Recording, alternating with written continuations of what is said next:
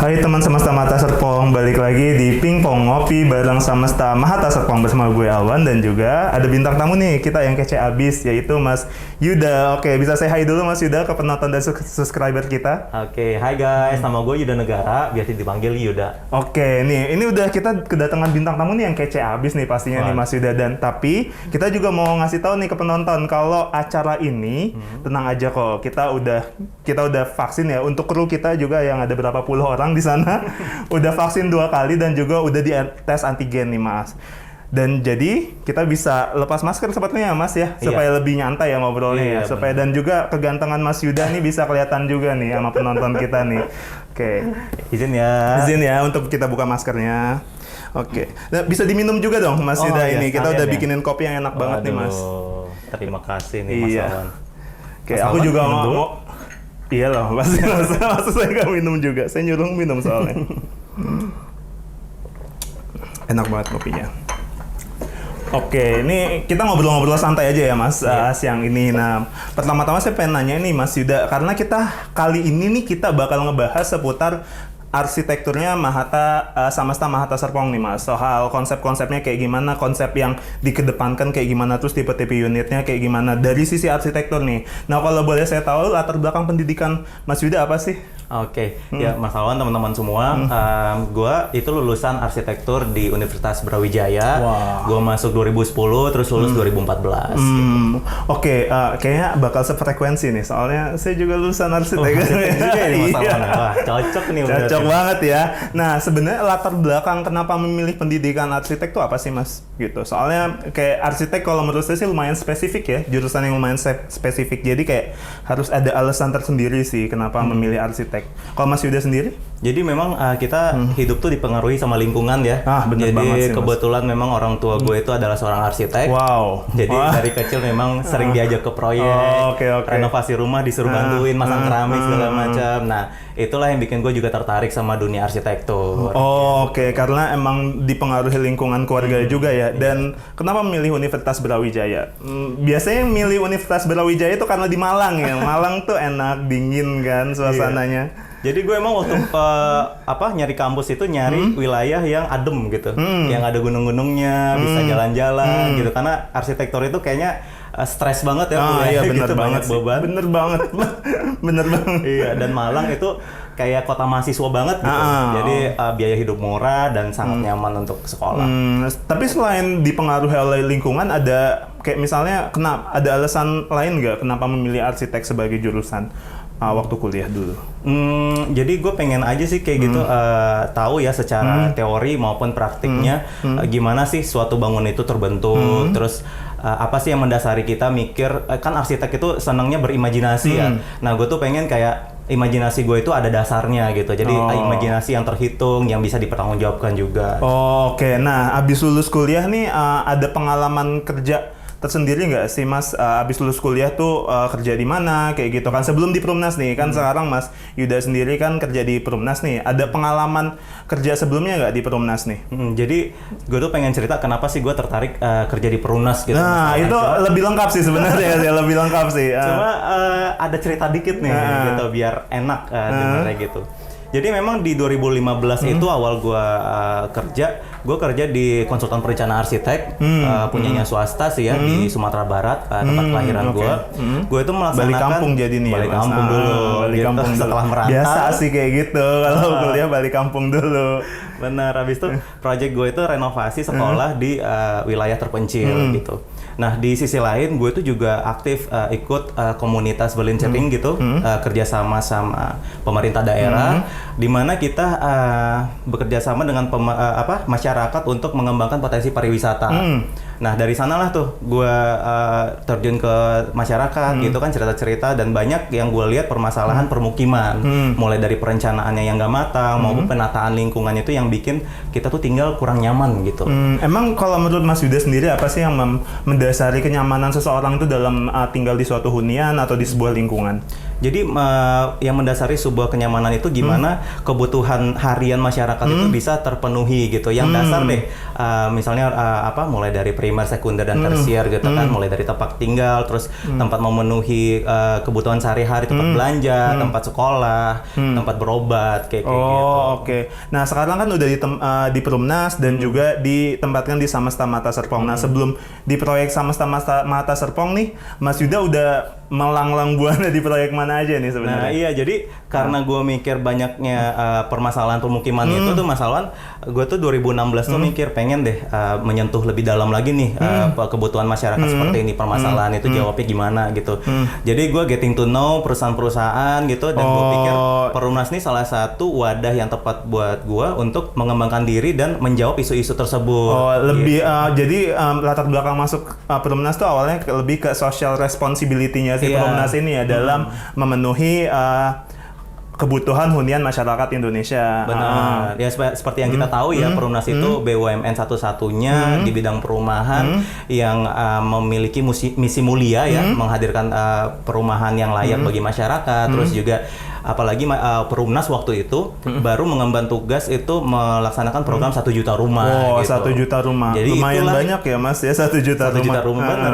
Jadi itulah yang jadi trigger lebih buat gua gabung ke Perumnas. Oke. Jadi itu alasan utama ya, lebih ke social responsibility-nya si Perumnas ke masyarakat Indonesia. Nah, dan setelah masuk Perumnas nih, ada pengalaman apa aja sih yang bisa di-sharing nih? Soalnya kan Perumnas sendiri kan area kerjanya seluruh Indonesia ya, kayak bener. gitu. Ada pengalaman-pengalaman tersendiri nggak sih setelah masuk Perumnas ini?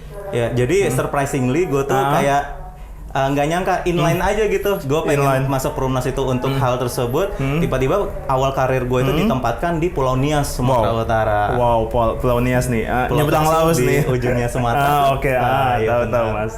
Jadi di sana sekitar 6 bulan waktu itu kita itu membangun rumah untuk masyarakat di sana kerjasama sama pemerintah daerah gitu. Dan itu sangat berharga sih menurut gue. Nah, susahnya apa tuh waktu ditempatkan di Pulau Nias tuh Mas? Tantangannya adalah akomodasi ya, transportasi di sana. Jadi karena itu daerah yang cukup terpencil, jadi gue sosialisasi ke masyarakat itu kayak nyebrangin sungai, ngelewatin hutan, gitu, sama teman-teman di sana, dan itu seru sih kayak apalagi komunikasi sama masyarakat lokal itu butuh istilahnya butuh seni tersendiri gitu. Tapi setelah menjalaninya ada rasa kebanggaan pasti ya Mas, setelah bekerja di Perumnas itu ya kayak tadi berhubungan langsung dengan masyarakat, terus juga gimana caranya memenuhi kebutuhan masyarakat soal hunian. Ada rasa kebanggaan tersendiri nggak sih Mas pas setelah masuk di Perumnas ini? Ya pastinya ada sih Mas Alwan, dan itu jadi modal banget buat gue ke depannya gitu. Sampai sekarang ya gue sampai pernah bertugas di kantor pusat dan sekarang dikasih amanah di TOD Samasta Mata Serpong. Oke, yang akan kita bahas nih hari ini mengenai Samasta Mata Serpong nih. Tadi kan kita udah nge-deep banget nih, dalam banget nih nyari tahu mengenai latar belakang Mas Yuda, terus juga kenapa alasannya masuk Perumnas kayak gitu. Oh ternyata berhubungan dengan inline dengan social responsibility-nya Perumnas terhadap masyarakat Indonesia. Nah kita akan membahas tentang Samasta Mata Serpong nih sekarang nih. Nah jadi Samasta Mata Serpong ini kan salah satu hunian yang mahakarya nih yang yang lagi dikembangkan oleh Perumnas. Nah dengan berkonsep transit oriented development. Nah karena background-nya Mas Yuda ada arsitektur, mungkin sedikit banyak bisa menjelaskan ya Mas, apa sih transit oriented development itu sih, dan kenapa itu salah satu konsep yang dibutuhin sekarang gitu, terutama buat pekerja-pekerja yang tinggal di perkotaan.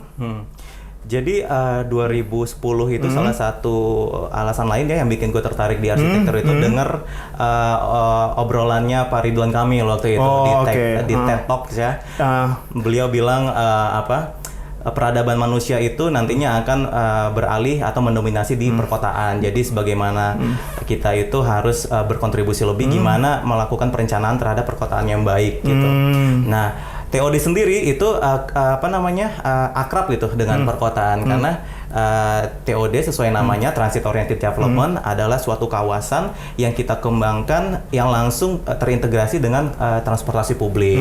Jadi kita itu menyediakan hunian lengkap dengan kawasan untuk melengkapi kebutuhan sehari-hari masyarakat dan juga ada beberapa moda transportasi di sananya gitu. Nah, selain konsep TOD tadi ya di sini di Samasta Mata Serpong Serpong ini juga menerapkan one stop living. Nah, Mas Yuda bisa menjelaskan juga nggak sih ke penonton kita ini dan subscriber kita, one stop living itu apa sih gitu?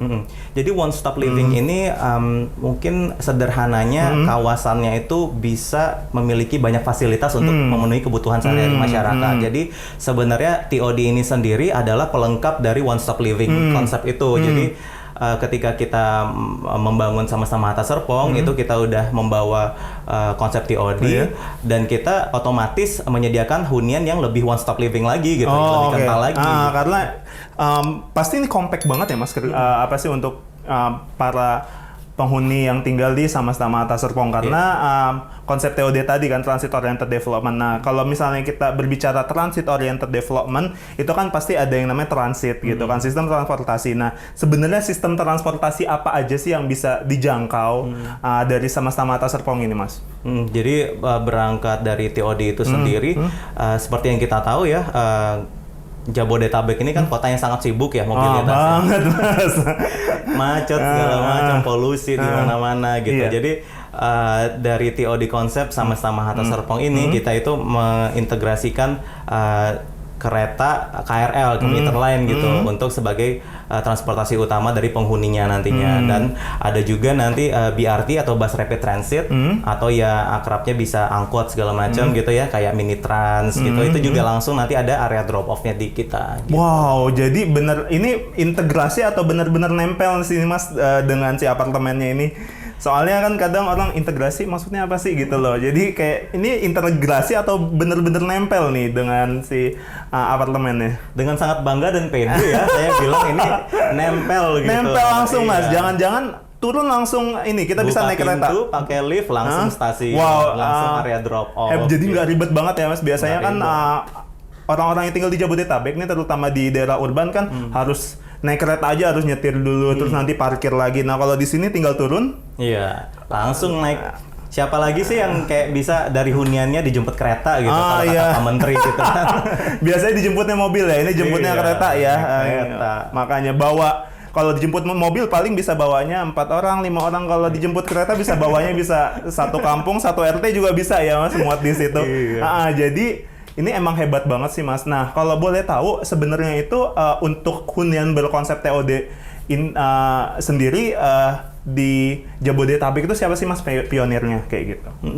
Ini sama-sama Hatta Serpong salah satu yang awal ya, dan Perumnas itu adalah developer pertama yang menginisiasi membangun hunian transit oriented development itu. Jadi kita punya di daerah di Jakarta, di Depok dan juga di Tangerang Selatan. Oke. Jadi Perumnas nih pionir nih yang pertama nih mengembangkan si TOD ini. Berarti Perumnas tuh pikirannya ke depan banget nggak sih Mas? Iya benar.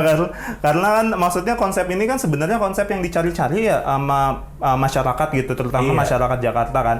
Udah gitu jalan tol biarpun namanya toll road gitu kan pasti tetap aja kita kayak getting stuck in the traffic in the morning kayak gitu kan, pagi-pagi kita misalnya baru keluar rumah udah macet gitu loh. Kalau di sini macet nggak Mas kalau naik kereta? Enggak kan pastinya enggak lah. Nah, kereta macet ada apa nih kalau kereta macet kan nggak mungkin juga ya. Dan faktanya masalah di perkotaan itu bahkan di Indonesia ya itu sekarang itu didominasi oleh milenial gitu. Dimana milenial itu ya itu adalah kaum yang serba pengen praktis gitu. Jadi nggak pengen ribet macet-macetan, panas-panasan. Dia tuh pengen kayak langsung santai pergi ke kantor juga nyantai, bisa sambil nonton dengerin musik supaya stress healingnya itu lebih lagi gitu. Yang paling utama sih waktu sih sebenarnya Mas. Waktu kita kan ya kita juga sebenarnya kita juga masih milenial ya. Iya dong. Sorry to say nih kita masih milenial kok. Berapa Mas? 18 ya? Iya 17 lah. 17. Kalau saya ya 16 lah. Beda setahun. Nah kita masih milenial. Kita juga bisa mesti dibilang milenial nih Mas dan pasti mentingin banget nih waktu nih soalnya kan kita milenial tuh pengen serba produktif, pulang kerja pengen ada proyek lagi kayak gitu kan, Sabtu Minggu pengen tetap aktif kayak gitu. Nah sebenarnya ini kalau kita tinggal nih di Hatta Serpong ini ke daerah pusat kota gitu yang tempat-tempat yang kita bisa hangout, kita bisa kerja, itu berapa lama sih Mas? Nah Jadi sebelum kita nyari yang di luar dulu, kita bahas dulu di dalam. Jadi Semesta Mata Serpong ini aja menghadirkan co-working space, terus juga tempat nongkrong, coffee shop buat kita kerja, buat kita nongkrong. Iya. Enak banget dong ya pastinya kalau tinggal di sini ya. Dong. Apalagi di sekitaran sini. Jadi di sini kan dekat CBD-nya Tangsel ya, tempat perkantoran, segala macam kampus dan banyak lah pokoknya gitu yang bisa kita jangkau di sini. Oh, jadi sebenarnya ini kalau kita tinggal dan beli di Semesta Mata Serpong ini, kita nggak terlalu mikirin ya, oh nanti ke Jakarta kayak gini. Bahkan di bangunannya sendiri, di kawasan Serpongnya sendiri udah lengkap banget ya, Mas. Iya. Makanya, jadi sayang banget sih sebenarnya kalau misalnya nggak dicari tahu nih Semesta Mata Serpong. Jadi kayak buruan deh di check out di Instagram, di internet, ayo ngumpulin informasi. Kalau bisa datang ya sebenarnya ya. Iya. Langsung ke marketing gallery kita. Nah, selain konsep TOD tadi yang one stop living yang sebenarnya udah bagus banget ya Mas untuk dikembangin di Semesta Mata Serpong ini.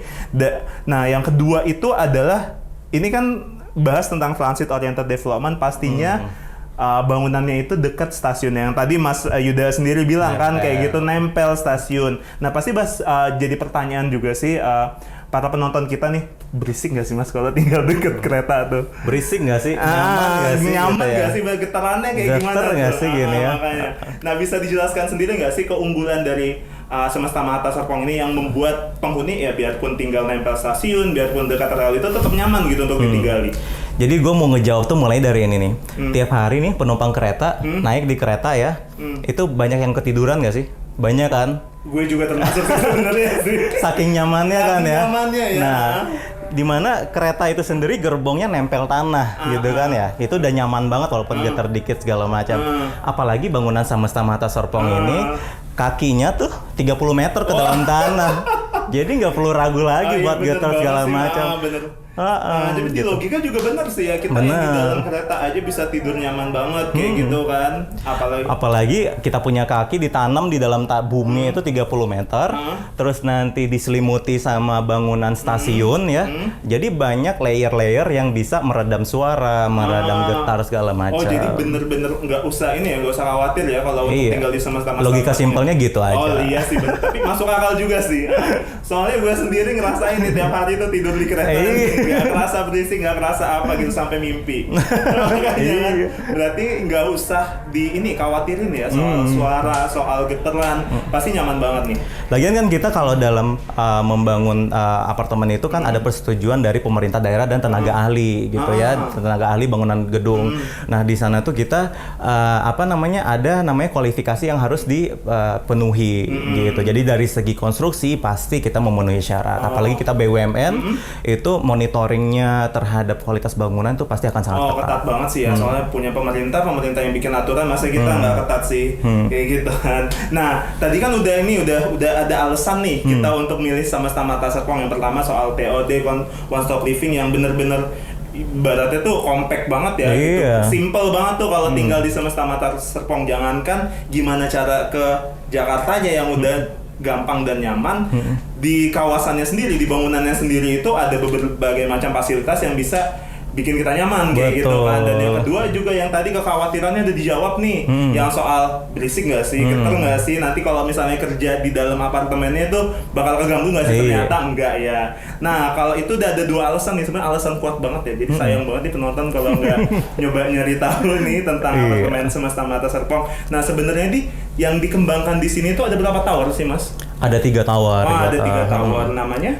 Catalia yang sedang dipasarkan nih sekarang, terus ada Tower Vanda juga, dan juga yang terakhir ada Tower Violet gitu. Jadi memang nama-namanya ini diambil dari nama bunga anggrek nih. Indah sekali, harum sekali warna-warnanya. Dan nama-nama bunga anggrek ini adalah identitas dari Tangerang Selatan itu sendiri. Jadi lokalitas itu sangat kita filosofis banget ya Mas. Nah untuk tipe-tipenya sendiri nih yang bisa penonton pilih kalau misalnya tertarik nih, ada tipe apa aja sih? Soalnya kan pasti penonton ini berbeda ya, ada yang jomblo gitu kan, jomblo single gitu kan. Jomblonya kenceng gitu ya ngomongnya. Jadi saya merasa terwakili soalnya Mas. Gitu. Pas saya bilang jomblo saya merasa terwakili kayak gitu kan. Ada yang misalnya baru punya 1 anak, ada yang punya 2 anak, ada bahkan yang udah punya keluarga, pengen tinggal juga sama orang tuanya di situ. Nah, kira-kira tipenya ini tipe-tipe mana aja yang bisa mengakomodasi kebutuhan dari berbagai macam jenis penonton? YouTube ini, Mas? Oke. Basically ada 3 tipe ya untuk hunian kita. Yang pertama studio, 2 bedroom dan 2 bedroom plus. Nah, cuma untuk komposisinya karena kita setelah survei dan juga melakukan research di sekitar lingkungannya kita, itu memang milenial dan pekerja maksud saya pekerja kantoran itu mendominasi di sini. Jadi kita komposisinya studio itu paling banyak gitu. Baru nanti ada 2 bedroom dan 2 bedroom plus untuk mewadahi keluarga-keluarga baru gitu. Oh, jadi nggak perlu khawatir ya? Nggak perlu Untuk yang khawatir. jomblo kan bisa di tipe studio milihnya nih. Untuk yang udah punya berkeluarga, udah punya anak, Juga bisa ada milih pilihan. di 2 bedroom nih. Kalau misal orang tuanya mau tinggal juga di sini gitu kan, bareng-bareng juga bisa diakomodasi ya, Mas? Iya dong. Bisa banget nih. Nah, selain itu kan udah kita bahas tipe kan. Nah, kembali lagi nih, fasilitas di dalam gedungnya kan tadi baru eksplisit ya, sedikit yang dijelaskin gitu kan. Nah, fasilitas apa sih yang ada di gedung apartemen ini yang bisa bikin kita nyaman dan pengen banget nih beli dan tinggal di sini kayak gitu, selain tadi fasilitas yang nempel stasiun itu? Jadi konsep kawasan kita adalah TOD, Transit Oriented Development. Sudah pasti transportasi publik itu lengkap di sana. Kemudian dari untuk kebutuhan sehari-hari, yaitu tadi kita one stop living, di mana kita ada pusat perbelanjaan, terus ada dong. Nah, tadi transportasinya ada apa aja nih selain KRL? Ada KRL, ada BRT, ya, dan tentunya taksi online maupun biasa ya konven itu ada. Dan kedepannya itu info dari BPTJ juga, pemerintah daerah akan ada rencana pengembangan jalur MRT dan LRT di kawasan kita. Tepuk tangan dulu dong buat Perumnas Iya nih. dong. Jadi ini bisa milih lokasi yang strategis ini tuh jarang banget sih ya, Mas, kalau pengembang gini. Dan Perumnas nih clever banget nih milih lokasinya nih. Iya, dan balik lagi ke one stop livingnya itu, Mas Alwan, kita selain ada pusat perbelanjaan, tempat nongkrong juga, coworking space, kita ada Banyak juga. banget. Ayo terus Mas, apa lagi, Mas? Itu semua indoor ya untuk memenuhi hasrat nongkrong segala macam. Untuk yang senang olahraga kita ada juga jogging track, wall climbing, terus juga untuk komunitas berkumpul outdoor gitu. Jadi kita green building lah istilahnya kayak gitu ya.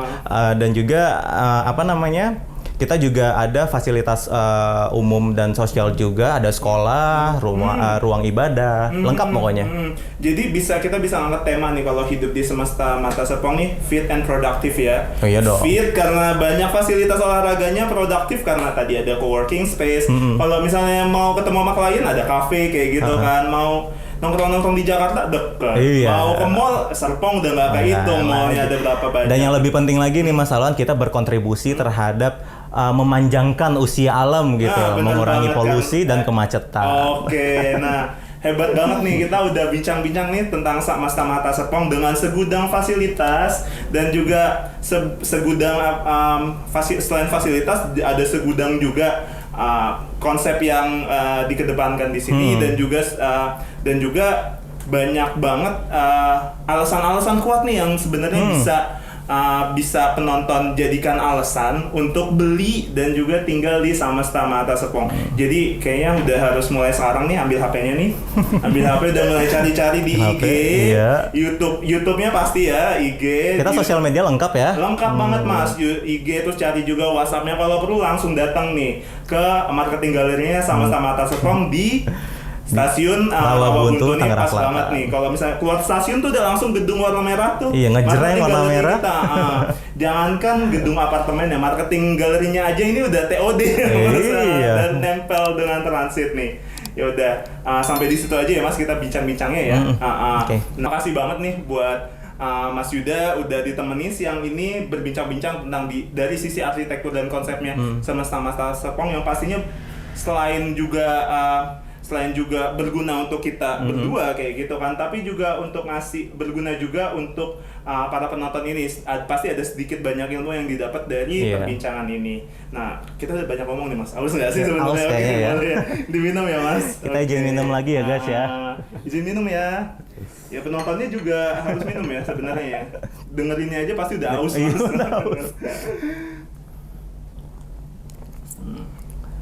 Enak banget. Enak. Nah kalau di Mata Serpong nih bisa ngopi nih tiap hari Mas. Iya Karena ada dong. coffee shopnya di bawah. Benar banget. Yaudah, ya gitu aja ya penonton dan juga para subscriber Mata Serpong. Sekian dari kita. Sampai jumpa lagi di Pingpong edisi selanjutnya. Check it out.